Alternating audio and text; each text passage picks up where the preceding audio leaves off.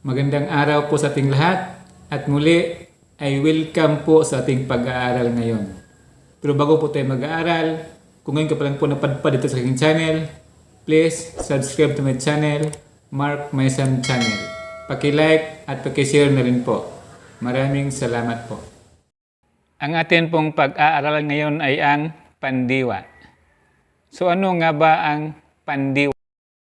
Ang pandiwa ay ang salitang nagsasaad ng kilos. So ang pandiwa po ay ang mga salitang nagsasaad ng kilos. Yung mga salita na nagsasaad ng kilos, yun po ang tinatawag na pandiwa. Ito po ang ilang mga halimbawa ng salitang kilos.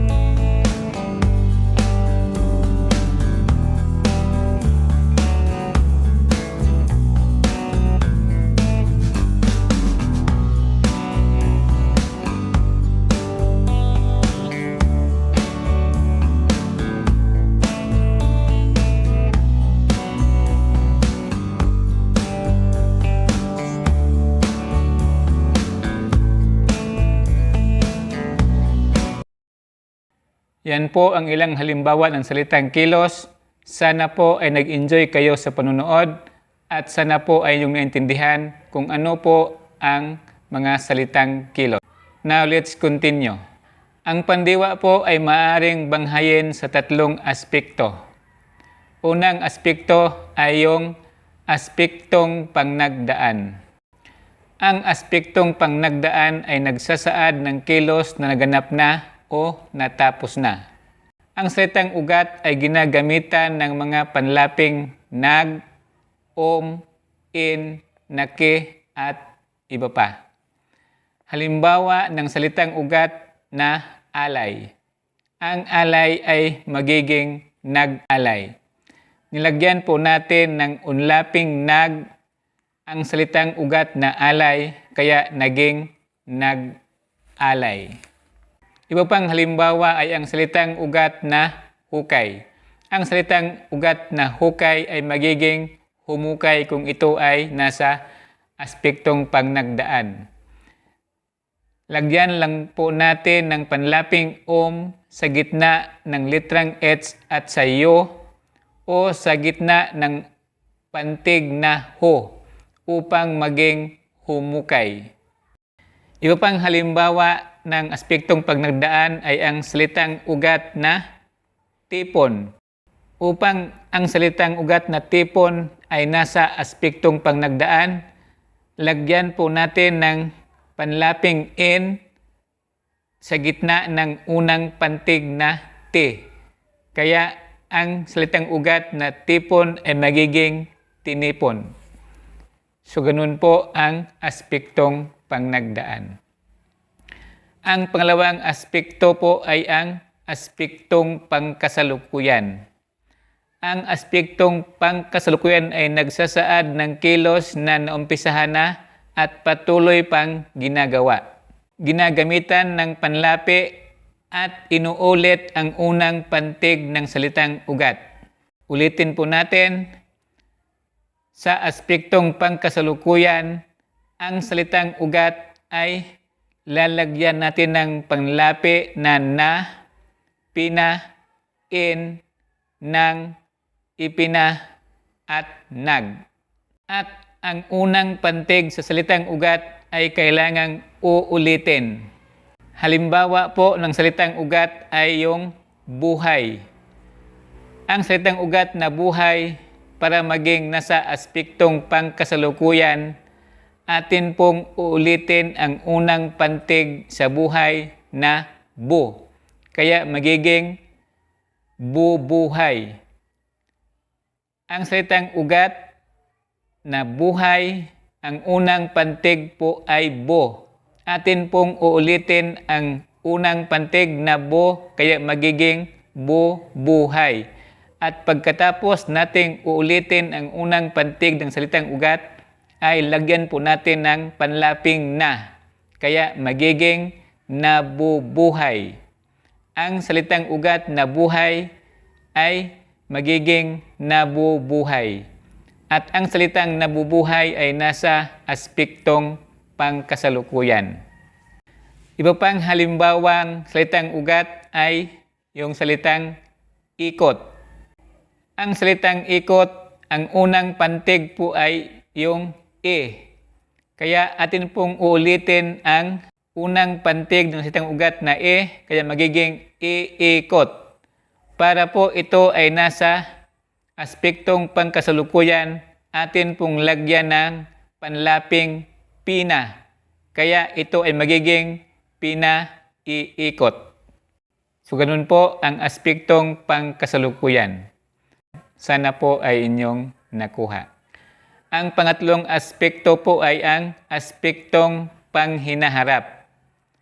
Ang aspektong panghinaharap ay nagsasabing hindi na nasisimulan o hindi pa nagagawa ang kilos. Again, ang aspektong panghinaharap ay nagsasabing hindi na nasisimulan o hindi pa nagagawa ang kilos. Ginagamitan ito ng panlapi at inuulit ang unang pantig ng salitang ugat. So dito sa aspektong panghinaharap ay katulad din po ng aspektong pangkasulukuyan na kailangang uulitin ang unang pantig ng salitang ugat tapos lagyan ng panlapi. Ang magkaiba lang po ay ang panlaping ilalagay. Ang panlapi pong ilalagay dito sa aspektong panghinarap ay ang in, mag, mang, han, at ipag. Doon po sa aspektong pangkasalukuyan, ang panlapi ay nag. Pero po dito po sa aspektong panghinarap, ang panlapi pong gagamitin ay mag. Meron pa rin pong in, meron pong ipag at saka han. Halimbawa po ay ang salitang ugat na balik. Ang salitang ugat na balik ay mayroong dalawang pantig, ang ba at saka lik. Ang unang pantig na ba ay atin pong uulitin. Kaya ang balik ay maging babalik. Upang ang salitang babalik ay nasa aspektong panghinaharap, atin pong lagyan ng panlaping e.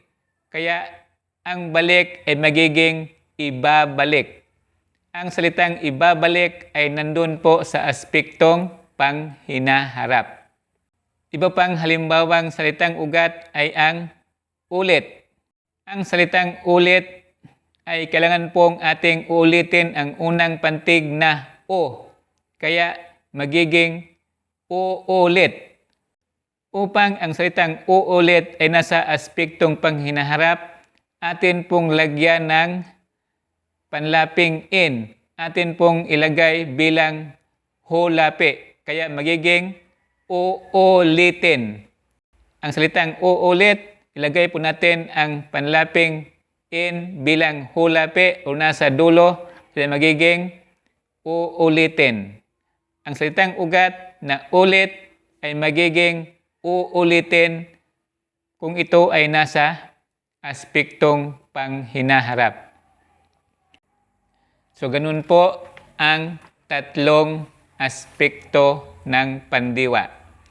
Aspektong pangnagdaan, aspektong pangkasalukuyan, aspektong panghinaharap. So ngayon magbigay po tayo ng mga halimbawa na nandoon ang tatlong aspekto. Halimbawa po, salitang ugat na ating gagamitin ay ang balik. Pagdating po sa pangnagdaan, ang salitang ugat na balik ay lagyan lang po natin ng nag para maging nagbalik. Ang salitang nagbalik ay nasa aspektong pangnagdaan. Pagdating po sa pangkasalukuyan, atin pong uulitin ang unang pantig ng salitang balik na ba, kaya magiging babalik. At lagyan natin ng panlaping nag para magiging nagbabalik. So sa pangnagdaan, nagbalik. Pagdating sa pangkasalukuyan, nagbabalik. Pagdating po sa panghinaharap, atin pa rin pong uulitin ang unang pantig ng salitang ugat na ba, kaya magiging babalik. Para po nandoon na po sa panghinaharap, atin pong lagyan ng panlaping mag, kaya magiging magbabalik. Again, ang salitang ugat na balik para po nasa pangnagdaan, lagyan ng panlaping nag, kaya maging nagbalik. Sa pangkasalukuyan, nagbabalik. Sa panghinaharap, magbabalik. So ganun po kung paano ang pagsulat ng salitang pangnagdaan, salitang pangkasalukuyan, at salitang panghinaharap. So ngayon ay dadako naman tayo sa focus ng pandiwa. Meron po tayong 6 na focus ng pandiwa. Ang unang focus po ng pandiwa ay ang tinatawag na focus sa tagaganap. Sa focus sa tagaganap, ang tagaganap ng kilos ang paksa ng pangungusap.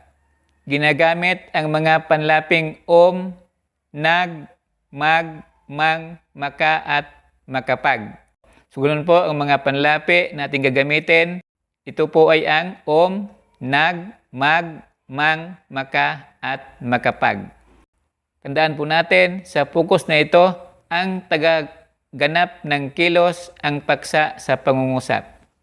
Halimbawa po, nagluto si Rose ng sinigang na bangos.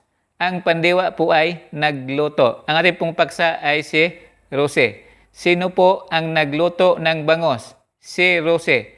Kaya po, ito ay nasa focus ng tagaganap. Si Rose po ang gumanap or nagluto ng bangos. Kaya ang nagluto si Rose ng sinigang na bangos ay nasa focus na tagaganap. Ang nagluto si Rose.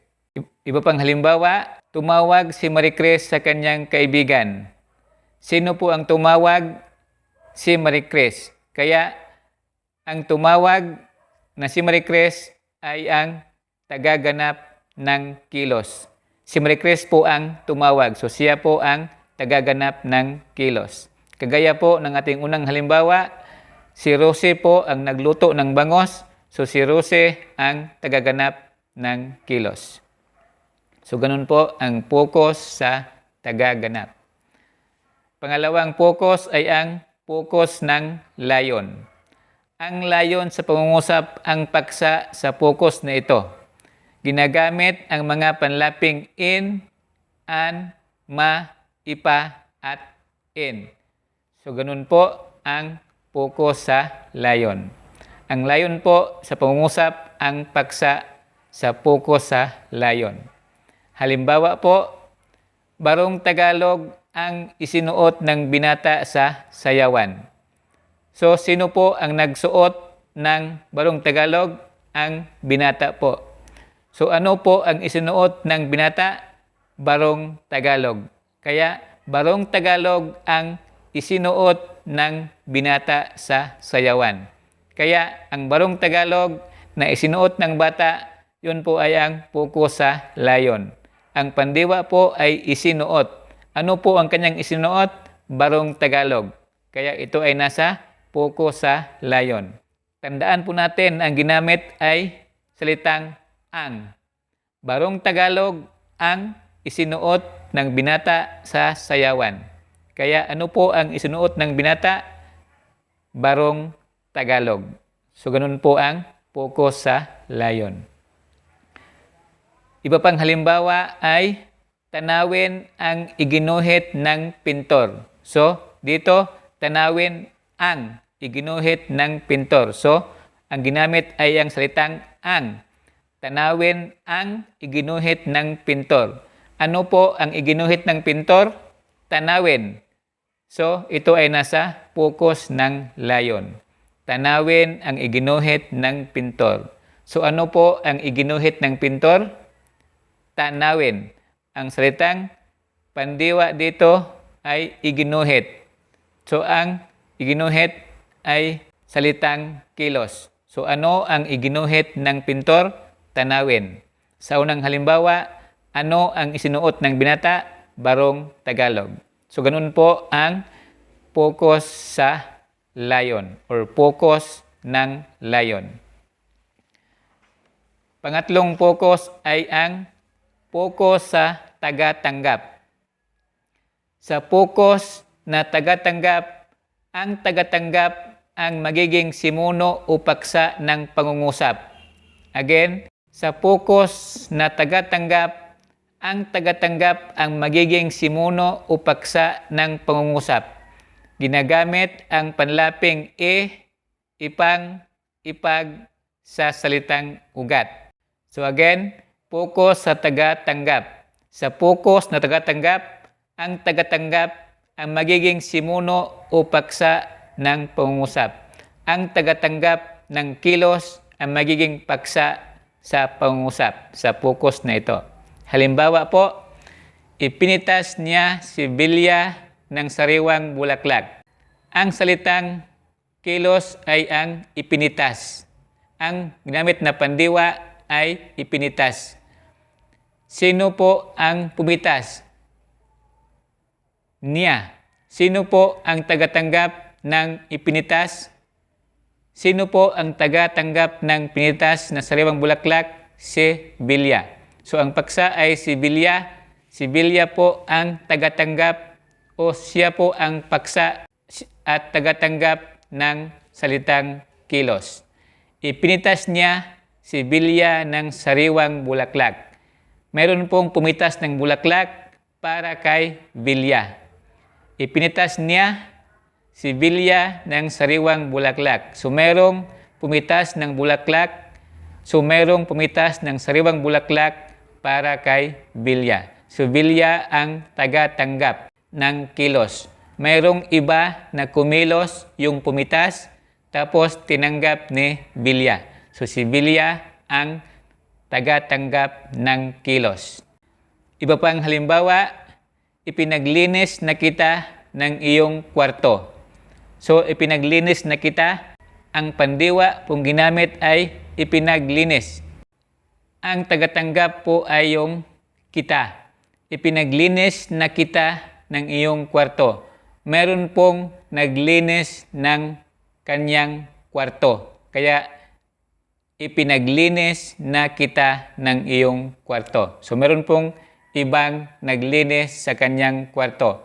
Ang naglinis po ay iba kaysa may-ari. Kaya yung nandoon ay meron pong ibang naglilinis. Kaya yung kita ay siya po ang tumanggap sa salitang kilos. Kaya ito ay nasa focus sa tagatanggap. Mayroong ibang gumagawa para sa kanya. So ganun po ang focus sa tagatanggap. Meron pong ibang gumagawa para sa kanya. So sana po ay inyong naintindihan. Pang-apat na focus ay focus sa ganapan. Sa focus sa ganapan, ang lugar na ginanapan ng kilos ang ginawang paksa sa pangungusap. Again, sa focus sa ganapan, ang lugar na ginanapan ng kilos ang ginawang paksa sa pangungusap. Ginagamitan ng panlaping an, han, pag, an, han, mapag, an, han, pang, han. So, ganun po ang mga panlaping gagamitin. Halimbawa, ang gusaling iyon ang pinagdausan ng meeting. So, meron pong puko sa ganapan. Pinagdausan po ang ating pandiwang ginagamit at ang pinagdausan ng meeting ay ang gusaling iyon. So, merong puko sa ganapan. Meron pong lugar. Ang gusaling iyon ang pinagdausan ng meeting. So, kung meron pong lugar, yun po ay nasa focus ng ganapan. Iba pang halimbawa, ang ilog sa kabilang baryo ang pinaglalanguyan ng bata. So, meron pong ilog sa kabilang baryo na pinaglalanguyan ng mga bata. Kaya ito po ay focus sa ganapan. Doon po nagaganap ang paglalangoy ng mga bata sa ilog sa kabilang baryo or sa ilog. Doon po sa ilog naglalangoy ang mga bata.